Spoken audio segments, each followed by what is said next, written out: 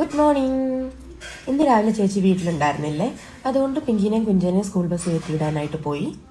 അപ്പോൾ പിള്ളേരെ സ്കൂൾ ബസ്സൊക്കെ കയറ്റി വിട്ടിട്ട് ഞാനും ഏട്ടത്തെയും കൂടി സാധനം എടുക്കാൻ പോവാണ്. സാധനം എന്താണെന്ന് ഞാനിപ്പോൾ കാണിച്ചു തരാം.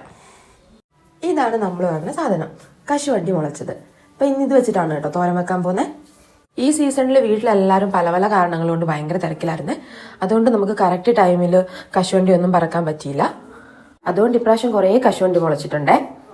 നമ്മൾ ഈ പച്ച കശുവണ്ടി കീറിയിട്ട് തീയലും തോരനും ഒക്കെ ഉണ്ടാക്കില്ലേ, അത്രയും ടേസ്റ്റ് ഇതിന് വരില്ല. പക്ഷേ ഇത് നല്ല ടേസ്റ്റി ഹെൽത്തി ഒക്കെയാണ്.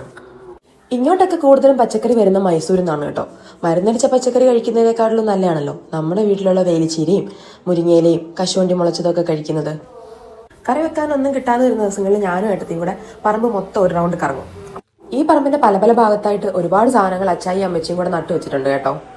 അതുകൊണ്ട് തന്നെ ഒരു റൗണ്ട് നടന്നു വരുമ്പോഴത്തേനും കറിക്കും തോരനും ഉള്ളതൊക്കെ കിട്ടും. ഇനി അതൊന്നും പോരുന്നുണ്ടെങ്കിൽ നമ്മുടെ കുളത്തിൽ കുറേ മീനുകളൊക്കെ ഉണ്ട് കേട്ടോ, അപ്പോൾ അതിനെയും പിടിച്ചിട്ട് പോരും. ഒരു ബക്കറ്റ് നിറയെ കശുവണ്ടി മുളച്ച് കിട്ടിയിട്ടുണ്ട്. അപ്പോൾ ഇനി കുറച്ച് ദിവസത്തേക്ക് ഇത് മതി. ഇത് വീട്ടിൽ കൊണ്ടുപോയി കറി വെക്കാം. ഈ മുളച്ച് പുറത്ത് വന്ന കശുവണ്ടിയൊക്കെ എടുക്കാൻ ഭയങ്കര എളുപ്പമാണ്. പക്ഷേ ചിലതൊക്കെ നമ്മൾ കീറി എടുക്കേണ്ടി വരും. അപ്പോൾ അങ്ങനെ കീറി എടുക്കുമ്പോൾ ഇതിൻ്റെ കറ കയ്യിലൊക്കെ പറ്റുമേ. അത് പറ്റിക്കഴിഞ്ഞാൽ കുറച്ച് ദിവസത്തേക്ക് പോവില്ല. അപ്പോൾ അതുകൊണ്ടാണ് കേട്ടോ ഗ്ലൗസ് ഒക്കെ ഇട്ടേക്കുന്നത്. അപ്പോൾ ഒരു 4-5 ചെറിയുള്ളിയും ഒരു 3-4 വറ്റലമുളകും കുറച്ച് തേങ്ങയും കൂടി ഇട്ട് വറക്കാൻ വെച്ചിട്ടുണ്ട്. തേങ്ങ ഒന്ന് മൂത്ത് വരുമ്പോഴത്തേനും അതിനകത്തോട്ട് കുറച്ച് പെരിഞ്ചീരകം കൂടി ഇടും. തേങ്ങ അങ്ങനെ ഒരുപാട് മൂത്തൊന്നും വരണ്ട കേട്ടോ.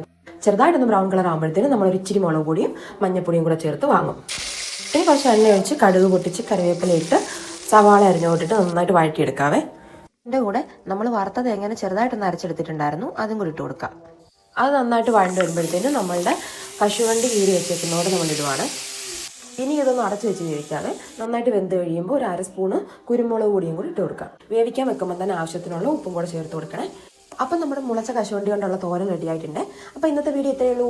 വീണ്ടും കാണുന്നത് വരെ സ്നേഹം, മീരാകൃഷ്ണൻ.